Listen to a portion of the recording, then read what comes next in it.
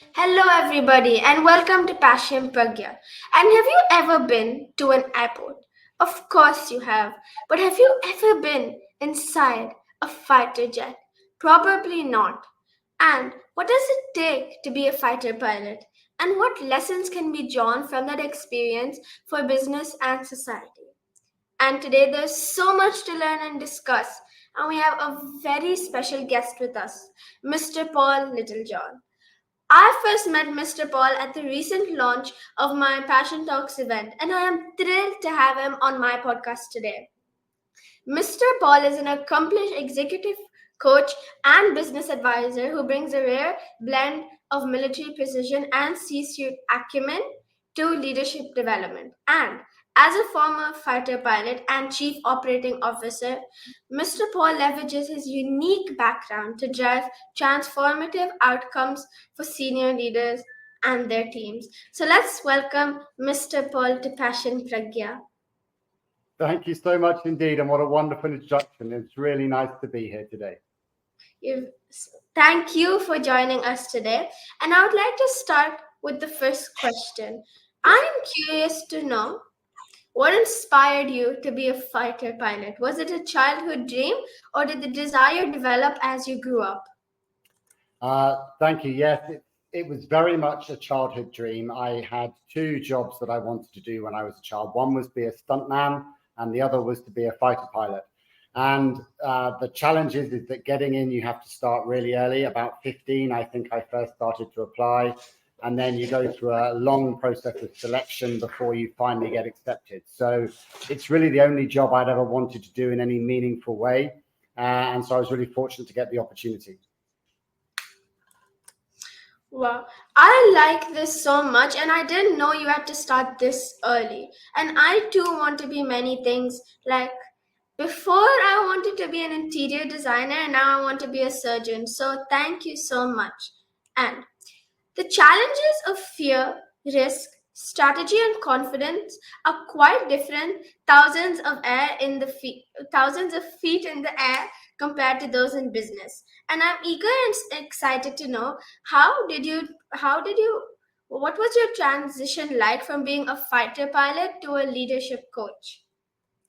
You're absolutely right. One of the things that defined the role of being a fighter pilot was the speed. You're constantly moving forward at over 900 kilometers an hour, and you can't slow down, you can't pull over, you can't stop and have a quick meeting. And that's exceptionally challenging for human beings and our brains. It's just too much going on too fast for us to think in a complex and analytical way. So we developed a whole bunch of ways of working and tools, techniques, and procedures that allowed us to operate in that environment despite those challenges.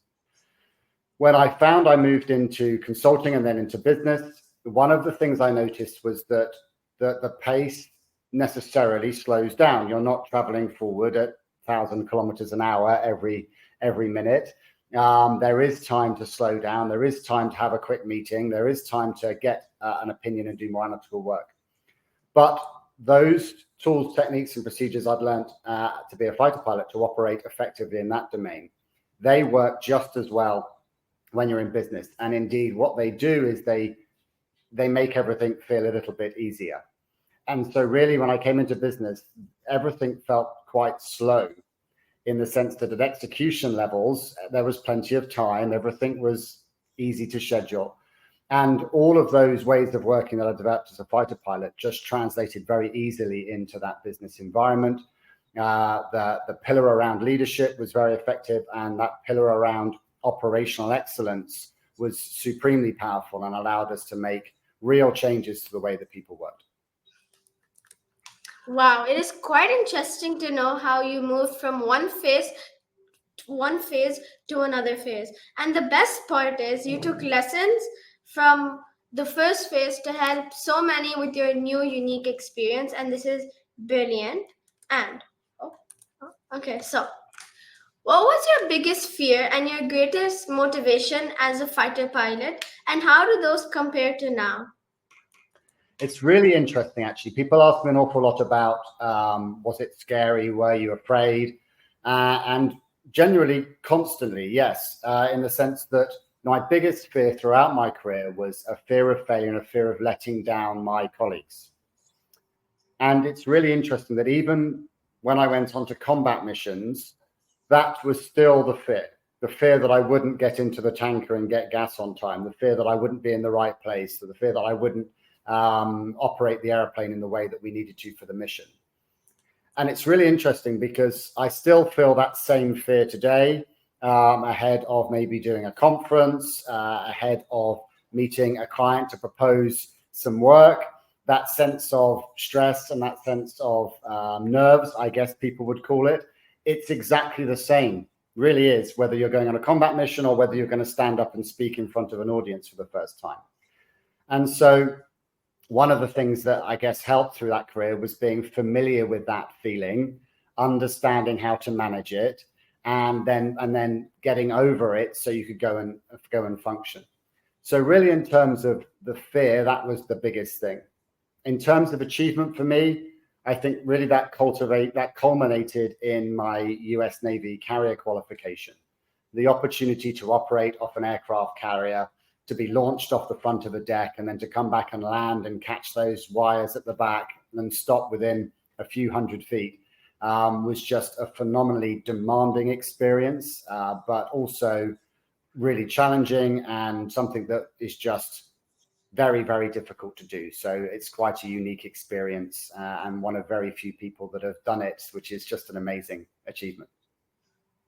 Well, I don't like the turbulence in the flight and it really scares me. And I've been to like so many countries. I've been to like 25 countries.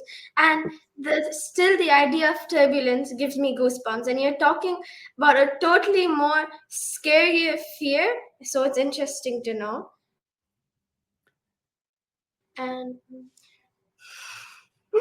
what is one key lesson that leaders can learn from your experience as a fighter pilot? I think on the leadership front, the way that the military operated was with this constant perspective of having an enemy. And what I mean by that was a group of human beings, as clever and as ingenious as we are, who are spending every waking minute trying to spoil our plans, ruin anything we were trying to do. And what that means is it means that everything is uncertain, everything is going to change, nothing can be relied on. There's a constant amount of disruption and friction that pervades everything you do. And so the leadership methodology in the military is very much catered to deal with this disruption and this friction. And we push decision-making down as low as we can in the organization. And essentially the leadership ethos is that everyone is a leader. And that's very different from the way I saw business being operated, where you tended to have a boss and then you had everyone doing as they were told, and they would then be the bosses of their team, telling everyone what to do.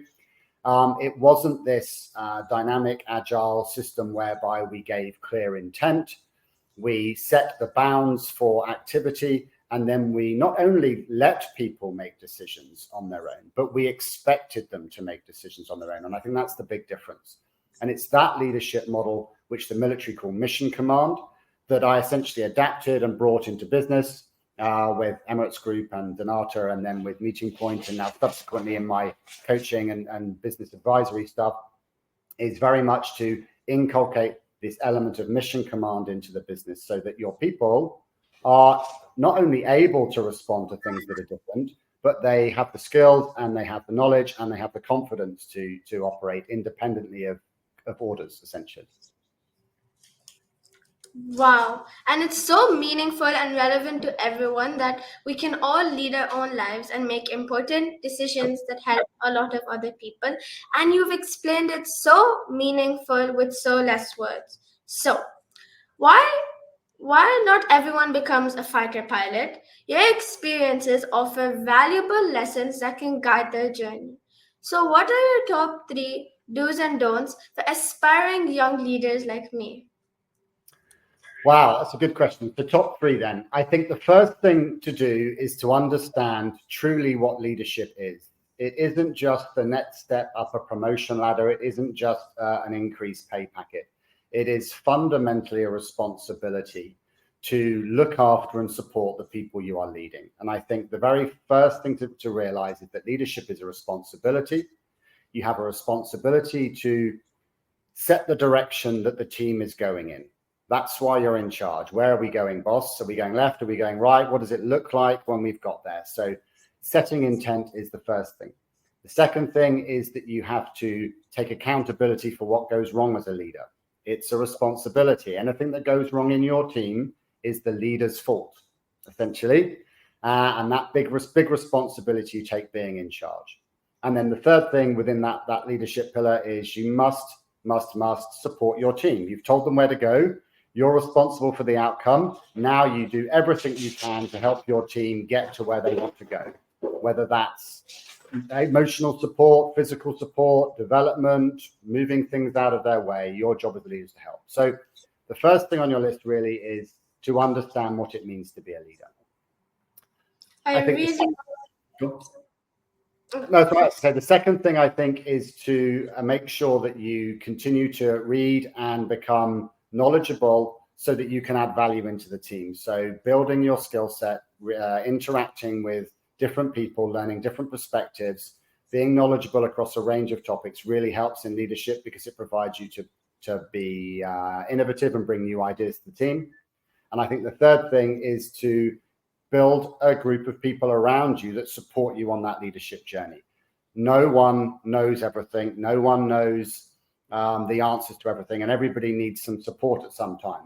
So as you're going up that leadership journey, find peers, find colleagues that you can talk to, that you can get advice from, that can provide you some support as you start your leadership journey. I really like this message of we should help the team the most and they should help us. And this is like a treasure of leaders, like a wealth is of information for anyone who wants to be the leader in their life. And I'm so glad I can learn from your experience. And I'm very sure whoever listens to this conversation will get some precious nuggets of wisdom from it. Okay, so thank you everyone for joining today, and please follow Mr. Paul for some incredible leadership lessons and subscribe to my podcast Passion Pragya. And I can't wait to come up with another episode of inspiration.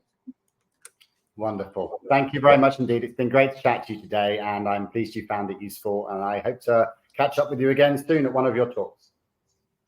Thank you.